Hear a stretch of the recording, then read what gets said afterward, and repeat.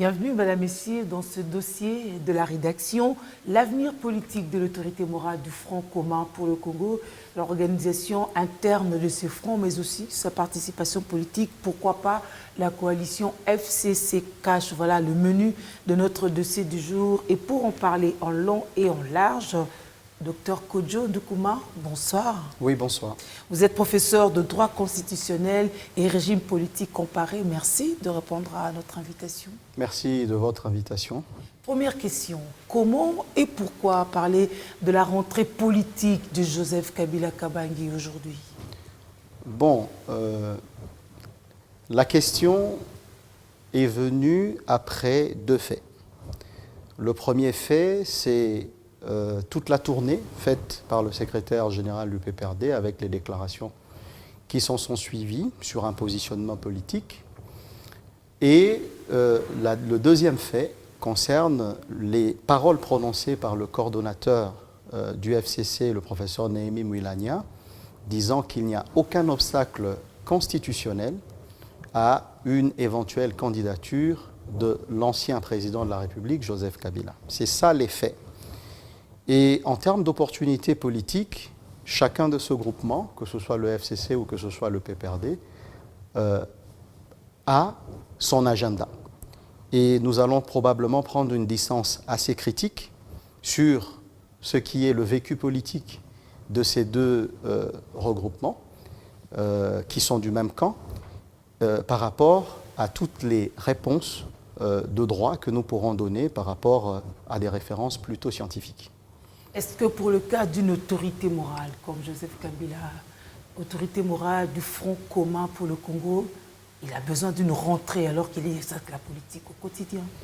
Bon, je prends encore un autre fait qui est plutôt tiré de ce que j'ai vu comme déclaration attribuée au secrétaire général de l'UDPS, disant que chaque fois qu'il a rencontré l'ancien président Kabila, il n'a pas senti, je le paraphrase, qu'il était en retraite ou qu'il faisait autre chose que la politique. Ouais.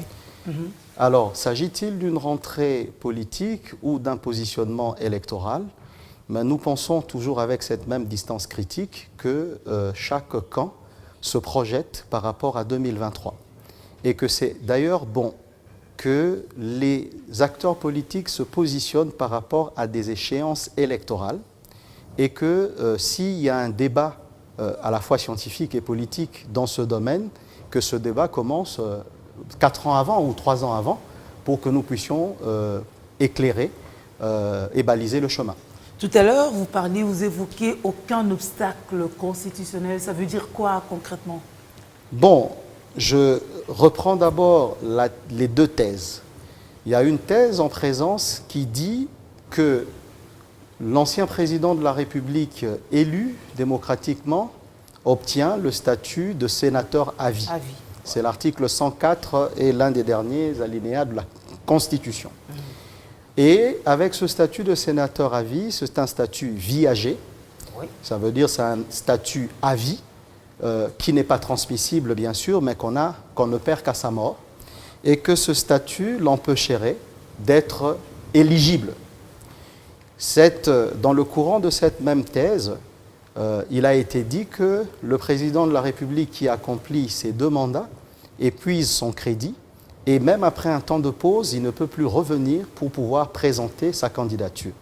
Ça, c'est la thèse, on peut dire, contraire à un retour à la présidence de la République pour un ancien président de la République. Et il y a cette thèse, finalement, du professeur Néhémie Mouilania, on peut l'appeler ainsi, qui dit qu'il n'y a pas d'obstacle juridique. En disant cela, il suppose que le président de la République qui a accompli ces 2 mandats, avec cette pause, il est un nouvel homme et il revient comme un citoyen, selon l'article 5 de la Constitution, qui donne à tout le monde le droit d'élire, d'exprimer son suffrage ou d'être élu. Et ce droit fondamental ne peut être dénié que par les raisons d'ordre public dans la loi. C'est les deux thèses en présence et nous allons devoir prendre position là-dedans. Vous, professeur de droit ou de régime politique comparé? Bon, ce qui est important, oui, en tant que chercheur d'abord et en tant que professeur de régime politique comparé, nous devons d'abord savoir que la situation dans laquelle nous nous trouvons aujourd'hui, d'avoir un ancien président de la République élu qui soit en vie et qui passe le sceptre du pouvoir, l'impérium du pouvoir à quelqu'un d'autre, cette situation, depuis l'État indépendant du Congo, dans l'histoire constitutionnelle de la RDC, nous ne l'avons jamais vécue. Okay. Donc il est tout à fait normal que des scientifiques réfléchissent sur la question. Tout à fait. Parce que, justement, il faut fixer le cap sur cette question-là. Et donc, nous prenons position en disant d'abord que le statut d'ancien président de la République a une loi qui l'organise. C'est la loi 18-021 du 26 juillet 2018 portant statut d'ancien président de la République et fixant les avantages pour les anciens chefs de corps constitués.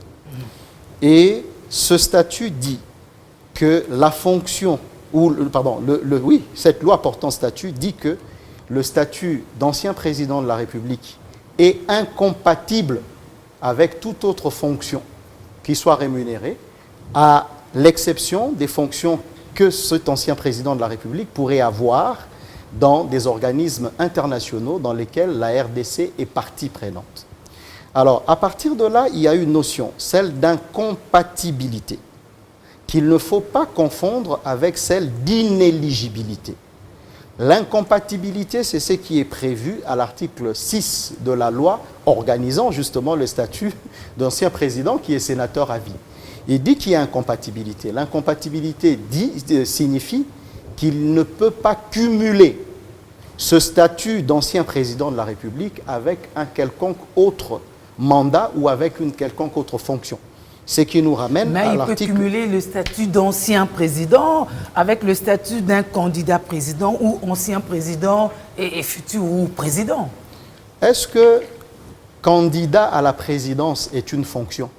Non. Quand vous êtes candidat à la présidence, vous êtes un citoyen qui brigue les suffrages du peuple pour accéder à une fonction. Donc, à ce niveau-là, quand on reste dans les termes de la loi et de la Constitution, il n'y a pas incompatibilité. Oh, on n'est pas candidat pour rester candidat. On voudrait bien être élu. Maintenant, la question de l'incompatibilité se posera effectivement si ce candidat président, soit-il ancien président de la République, arrivait à gagner une élection, soit-elle de député, s'il veut redevenir député, ou celle de président de la République. Et vous verrez qu'en ce moment-là, le terme incompatibilité prend tout son sens, parce que l'incompatibilité, d'après toutes les définitions, y compris du dictionnaire juridique de Cornu, en cas de cumul des deux fonctions qui sont incompatibles, c'est en ce moment-là qu'on doit opter pour l'une ou l'autre fonction. Et on ne peut pas faire coexister deux fonctions incompatibles. C'est là que la thèse contraire dit que même si ce président voudrait renoncer à son statut d'ancien président, il ne le pourrait. Mais c'est sur quelle base que cela est dit? Parce que quand on regarde dans la Constitution italienne, il est également prévu, à l'article 59, le statut d'ancien président de la République. Ces statuts, le président de la République peut y renoncer. J'ai ici la Constitution française, article 66 de la Constitution, qui dit que, hormis les 9 membres du Conseil constitutionnel français, font partie de droit et à vie du Conseil constitutionnel les anciens présidents de la République française. Mais Nicolas Sarkozy, pour des raisons d'incompatibilité avec les conférences qu'il voulait faire, avec son travail d'avocat, n'a pas voulu aller se calfeutrer dans une fonction de membre de Conseil constitutionnel à vie et il y a renoncé. Donc, maintenant, on doit se référer à ce droit comparé parce que, ici en RDC, comme je le disais, il n'y a pas, jusqu'à présent, de cas dans l'expérience politique que nous ayons vécue. Mais je ne me réfère pas seulement au droit comparé. Il y a une jurisprudence du Conseil d'État rendue sur saisine du Premier ministre AI, José Makila Soumana. Il avait saisi le Conseil d'État pour entendre le Conseil d'État lui dire est-ce que les les ministres qui avaient été élus à l'Assemblée nationale, notamment le ministre Mova Sakani, ministre de l'Intérieur, il avait été élu. Est-ce que ce ministre pouvait ne pas aller à l'Assemblée nationale et finir son mandat de sa fonction, je ne sais pas moi, sa fonction de ministre, et ensuite aller récupérer son siège au niveau de l'Assemblée nationale? Le Conseil d'État a dit qu'il y a incompatibilité et que si vous optez de rester au niveau du gouvernement, vous perdez le mandat électif que vous avez. Si jamais vous n'êtes pas parti. Si jamais vous n'êtes pas parti. Vous n'avez jamais siégé. Mais sinon, vous reviendrez. Sinon, vous reviendrez. Ouais. Mais vous ne pouvez pas cumuler les deux. Non. C'est ce que le mot incompatibilité dit. Quand nous enseignons le droit, et nous avons aussi appris le droit avant d'être professeur, on nous dit qu'il y a intérêt à distinguer les termes. Là, j'expliquais le mécanisme juridique d'incompatibilité. Ce statut juridique incompatible est organisé dans les différents règlements intérieurs d'Assemblée, notamment dans le règlement intérieur du Sénat et dans le règlement intérieur de l'Assemblée nationale. Et les deux, j'y fus directeur de cabinet à l'Assemblée nationale, les deux règlements ont quelle solution en matière d'incompatibilité? La solution, c'est de donner 8 jours à la personne qui détenait une ancienne fonction et qui en détient une nouvelle au sein d'une des chambres, et dans les 8 jours de se prononcer, d'opter pour l'une ou l'autre fonction. Donc, donc là, le choix serait clair, monsieur le professeur. Le choix, la question que nous soulevons aujourd'hui ne concerne pas que monsieur le président, l'ancien président Kabila. Ça veut dire, si aujourd'hui le jeune président Félix Tshisekedi faisait ses 2 mandats, jusque 2023, donc on sera 2028, il sera encore jeune. Vous êtes en 2028 et vous devez attendre 5 autres années, vous êtes en 2031. Il n'aura pas plus de 68 ans par là. Et quand il voudra revenir, vous allez lui opposer... C'est peut-être ça aussi la difficulté. Pourquoi continuer à croire que celui qui a dirigé devrait forcément revenir? Ça devient un cercle vicieux en fin de compte. Alors des compétences, il y en a. La question est bien sûr posée dans un sens politique. Mais nous parlons des obstacles juridiques. Le fait d'avoir exercé des fonctions et d'être parti sans pour autant avoir brigué un 3e mandat ne vous rend pas inéligible. Maître Jean-Claude Katende, dont j'ai lu, parce que c'est aussi quelqu'un qui intervient dans la vie juridique nationale, dont j'ai lu la page, il dit, mais pourquoi, en tout état des causes, ne laisseriez-vous pas la personne qui veut briguer un mandat après avoir eu un bilan, aller écoper de la sanction populaire, de la sanction électorale. Mais créer des obstacles juridiques, ça c'est pas lui qui le dit, c'est moi qui le dis, créer des obstacles juridiques en rendant inéligible un ancien président de la République, ça ne figure pas dans la loi électorale, ni dans la Constitution. Et là, on va encore expliquer l'inéligibilité, c'est quoi? Alors comment on fera? Parce que c'est un sénateur à vie, parce que c'est un privilège, il renoncerait, on attend le moment opportun?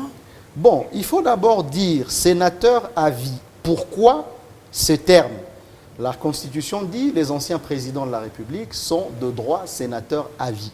Et quand vous lisez, c'est dans l'article 104 de la Constitution, où d'abord le constituant dit comment est-ce que les sénateurs sont élus, et donc au suffrage indirect, ouais. Et puis quel est leur mandat.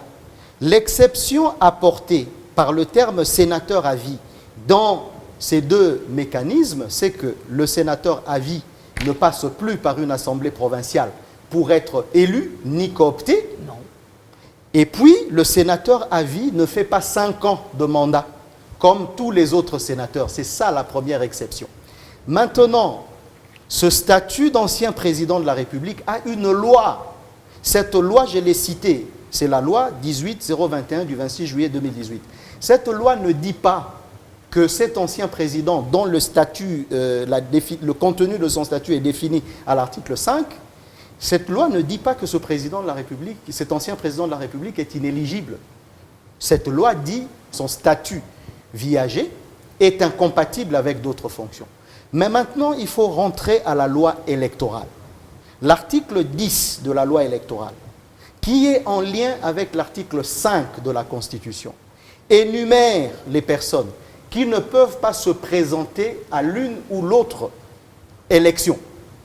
C'est les membres de la magistrature, c'est les militaires, ça veut dire ceux qui font partie des forces armées, c'est également les fonctionnaires de l'État.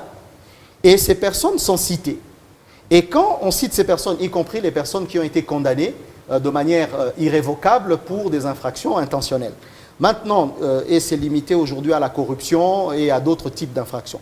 Maintenant, vous regardez dans la liste de l'article 10 sur l'inéligibilité de certaines personnes, vous n'y trouvez pas que le législateur y a mis le sénateur à vie, l'ancien président de la République. Mais puisque c'est un privilège être sénateur à vie, on peut aussi postuler simultanément et devenir président de la République. Bon. Même par bon sens. Si l'article ne l'a pas prévu in extenso, parce que lorsque on créait cette loi, on ne parlait pas encore des sénateurs à vie. Ce qu'il y a, c'est que vous avez une vie après la présidence de la République. La vie après la présidence de la République dans notre droit positif congolais est organisée de sorte que l'ancien président jouisse d'une certaine protection de la nation.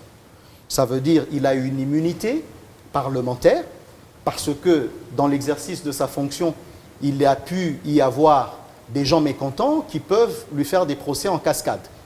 Okay? En tant que président de la République, il avait l'inviolabilité. Mais après la fonction, le droit congolais dit qu'il y a une vie après la présidence et il faut protéger ce président par une immunité.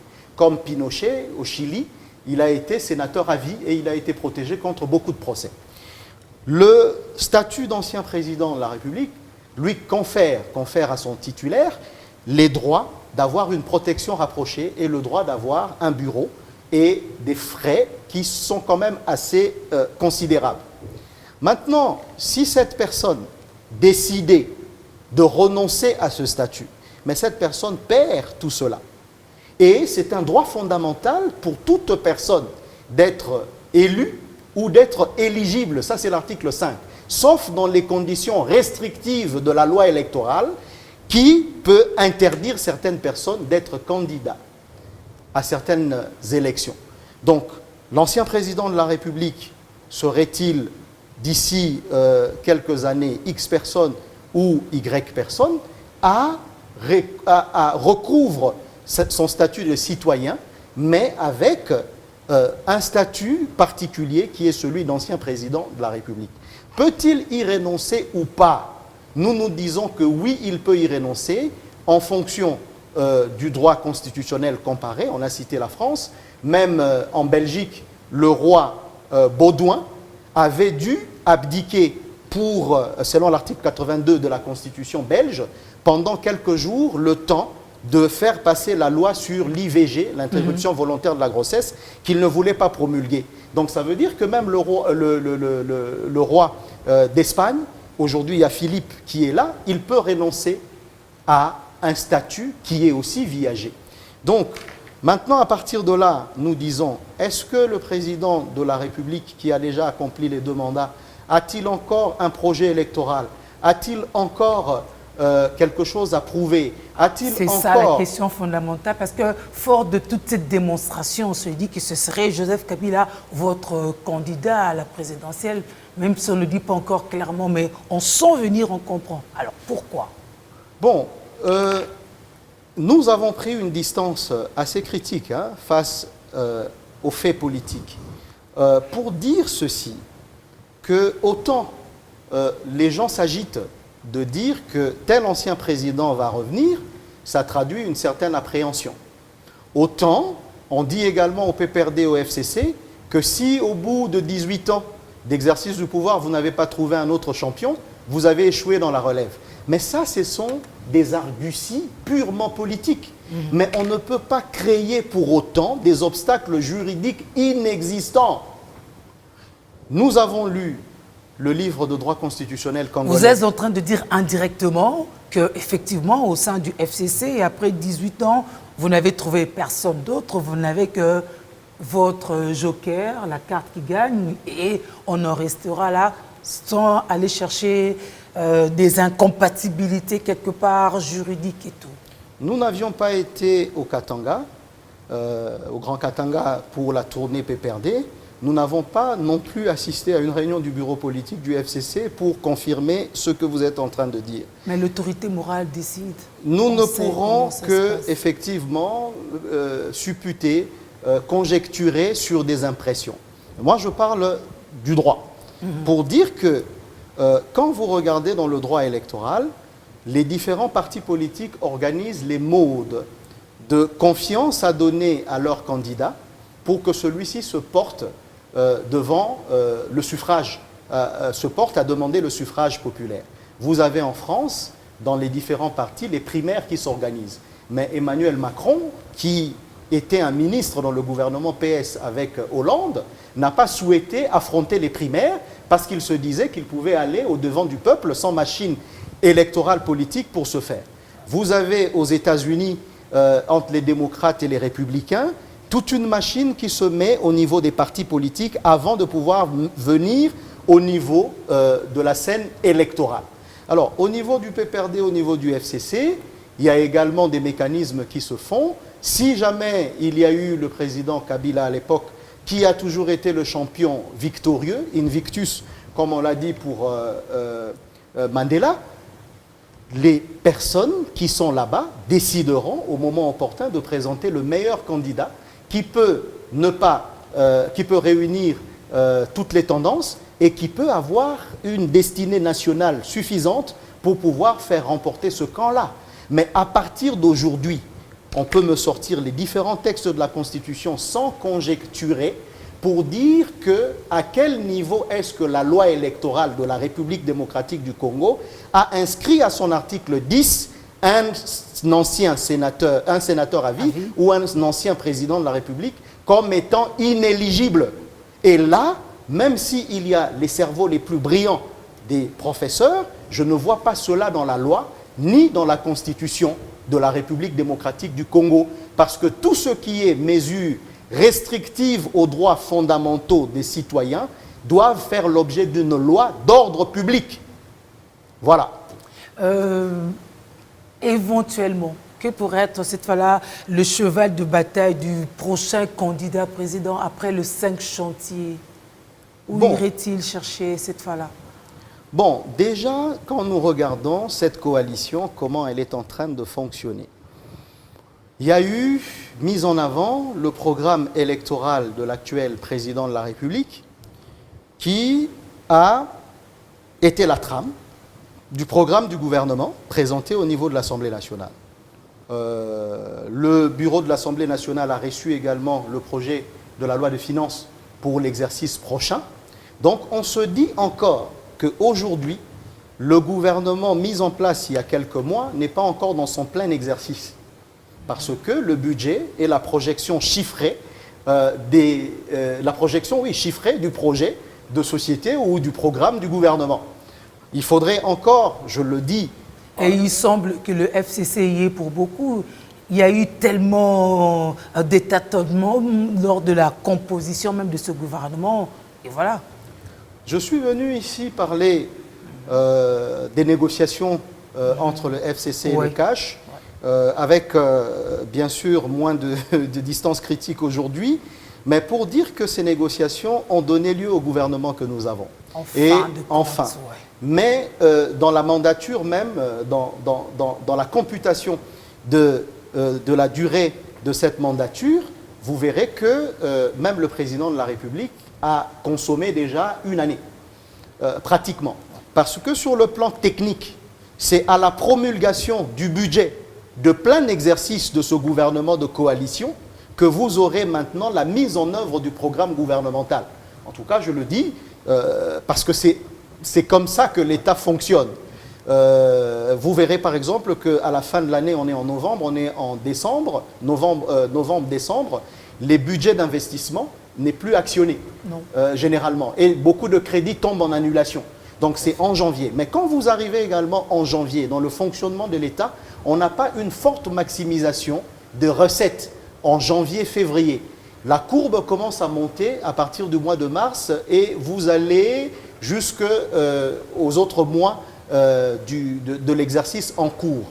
Donc c'est pour dire que ce que vous êtes en train de poser comme question, c'est pour dire que même s'il y a un programme du gouvernement, même s'il y a une coalition, c'est une première expérience. On a évité la cohabitation, qui est l'opposition entre le gouvernement et le président de la République, pour entrer dans une coalition. Et là, l'orchestre, avec la partition de musique, est en train de se mettre progressivement en place. On oublie encore que dans l'installation complète et effective des autres institutions, l'Assemblée nationale, le bureau de l'Assemblée nationale a été installé, moins un membre. Mais tous les groupes de travail, qu'on appelle les commissions de l'Assemblée nationale, n'ont été rendus effectifs qu'au 31 octobre de ce mois. Et ce qui fait que les députés disent « bon, nous n'avons pas de matière à traiter ». Pourquoi? Parce que les matières à traiter en plénière doivent venir des différentes commissions. Et c'est le gouvernement qui est le plus gros pourvoyeur des projets de loi. Et c'est le gouvernement également qui est le plus gros client de l'Assemblée nationale, parce que c'est l'Assemblée nationale qui contrôle son activité. Mais si le gouvernement n'a pas encore commencé d'activité, l'Assemblée nationale contrôle quoi? Si le gouvernement n'a pas encore défini les grandes priorités à mettre effectivement en place avec les moyens de sa politique pour les transformer en projet de loi, comment est-ce que l'Assemblée nationale va fonctionner? Malheureusement, sans matière, les parlementaires continuent à bouffer suffisamment d'argent. Bon, moi je suis quand même un chercheur assez contemporain pour lire ce que M. Nembalemba écrit sur les réseaux sociaux. C'est un député, donc il a un mandat national et on doit suivre. Il dit, bon voilà, nous avons l'impression de tourner les pouces, et puis quand on vient, même les barèmes des députés, on ne sait pas exactement ce qu'un député touche. Donc, comme émolument, là, ça pose un problème. Aujourd'hui, nous avons... Parce que même au Sénat, ils ont été payés le premier mois alors qu'ils n'avaient jamais siégé. Vous savez, madame, la question doit pouvoir être ramenée encore dans le fonctionnement technique des choses. Lorsque vous regardez, nous avons eu plusieurs années de rupture-continuité, disons ça comme ça. Il y a un mandat qui prend fin et il est continué justement par la même personne. Et vous aviez une majorité plus ou moins monolithique qui était à la fois qui contrôlait tout l'exécutif et qui contrôlait l'ensemble des institutions parlementaires. Alors maintenant, vous avez un changement énorme qui s'est opéré à la tête de l'État et dont nous sommes aujourd'hui en train de gérer les corollaires avant de pouvoir aller sur un nouveau départ. Ça veut dire que vous avez un président de la République qui n'a pas de majorité à l'Assemblée nationale, ni au Sénat. Bon, la majorité la plus importante, c'est à l'Assemblée nationale. Et vous avez un porte-parole de l'opposition qui, depuis 2006 qu'on en parle et qu'on y pense, n'a jamais été mis en place. Cette fois-là risque d'être la bonne, en fin de compte. Oui, espérons. Mais c'est un exercice disruptif. Disruptif, ça veut dire que nous avions été habitués à un rythme, et ce rythme a cassé par le fait qu'il y a une alternance. Ça, il faut le dire, à la tête du pays, et que cette alternance doit devenir une alternance cohésive. Ça signifie que le chef de l'exécutif, qui est le président de la République, doit pour autant composer avec le gouvernement, dont le gouvernement qui est sorti en fait d'une majorité coalisée. Et il y a différents ministres. Vous êtes en train de voir ce qui se passe. Tel ministre... il y a des échanges épistolaires sur des grands dossiers. La gestion de la décentralisation entre le ministre de l'Intérieur et le ministre de la Justice. Vous avez la gestion foncière entre le ministre de l'Intérieur, les gouverneurs, excusez-moi, je dois corriger, on est de la décentralisation. Et le ministre de la décentralisation. Ouais. Vous avez les affaires foncières. C'est le sol de l'État, tout le monde est sur le sol ici au Congo. Vous avez justement ces... malheureusement, des questions de sol maintenant là, sont plus gérées par le conseiller spécial en matière de la sécurité. C'est pour cela que nous disons que l'alternance que nous avons eue a des conséquences techniques sur le plan du droit de l'État, sur le plan du droit public, donc sur le droit a des conséquences sur le droit de l'État, a des conséquences sur la façon de gérer le pays. Et cette alternance ne doit pas être disruptive, cette alternance doit être cohésive, parce que l'intérêt général, tel qu'il s'est défini, c'est la somme supérieure, toujours supérieure, aux intérêts individuels. Alors, comment est-ce que le FCC se préparerait à présenter son autorité morale? Bon. Au regard déjà des réactions dans quelques coins de la capitale, ne serait-ce que là.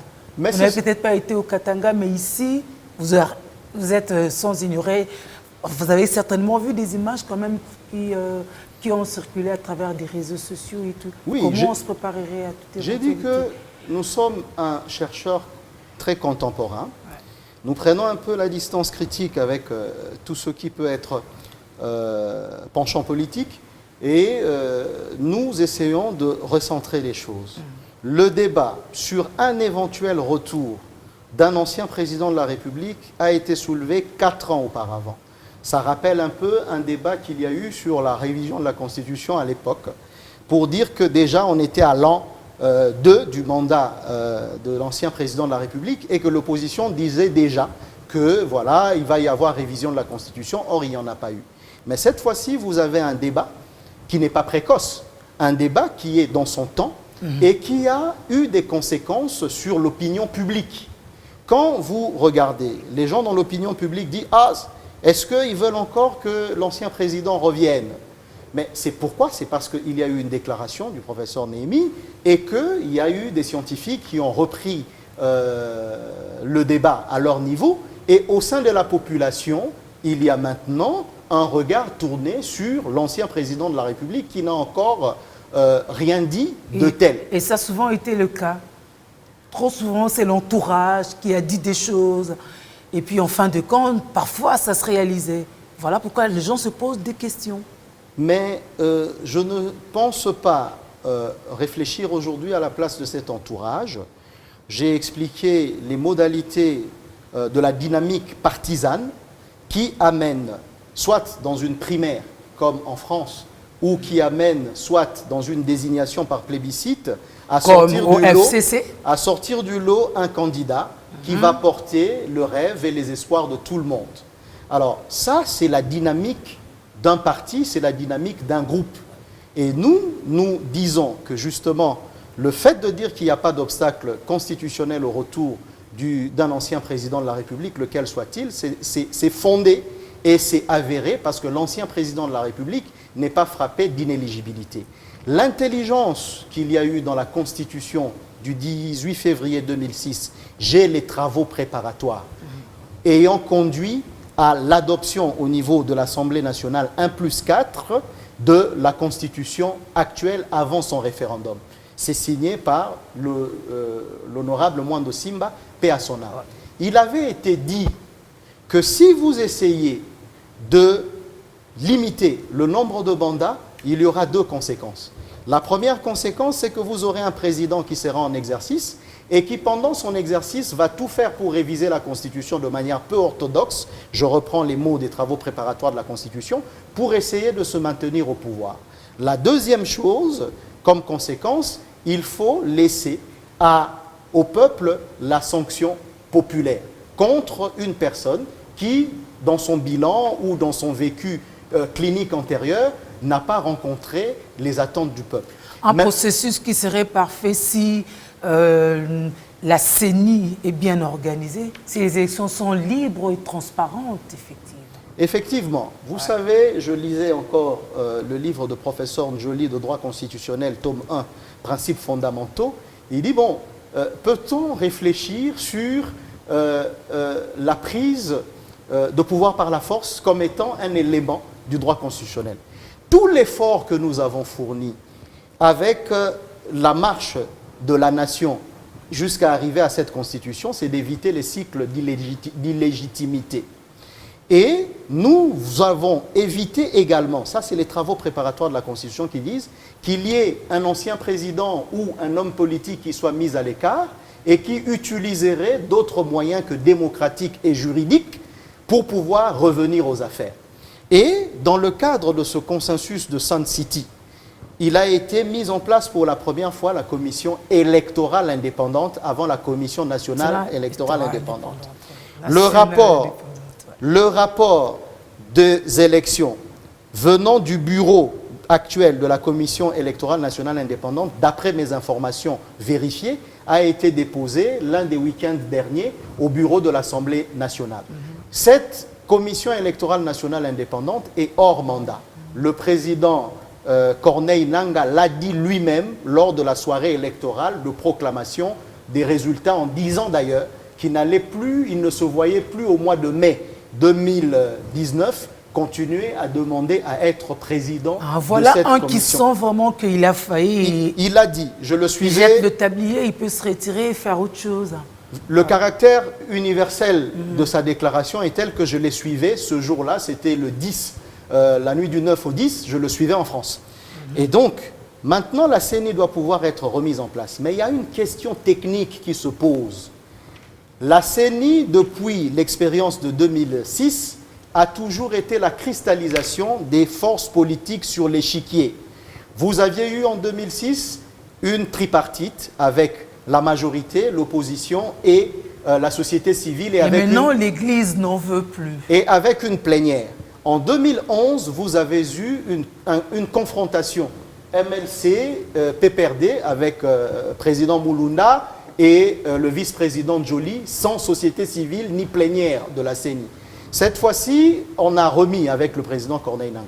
Maintenant, tout va dépendre d'abord de l'évaluation des forces politiques en présence sur l'échiquier de l'Assemblée nationale et voir comment est-ce que la loi portant création et fonctionnement de la CENI va être soit revisée, parce que chaque fois on la revoit d'une mandature à une autre, soit conservée comme telle et ensuite maintenant chercher la composante société civile. Dans la société civile, il y a l'Église catholique, il y a les églises de réveil, et puis il y a... Bon, maintenant, il y a plusieurs églises. Voilà. Depuis, il faudra maintenant, après cette configuration politique et de définition de quotas au niveau de la CENI, définir quelle est la composante qui va prendre tel ou tel poste du bureau ou de la plénière de la CENI. Et c'est en ce moment-là qu'il faudra relancer les cycles électoraux.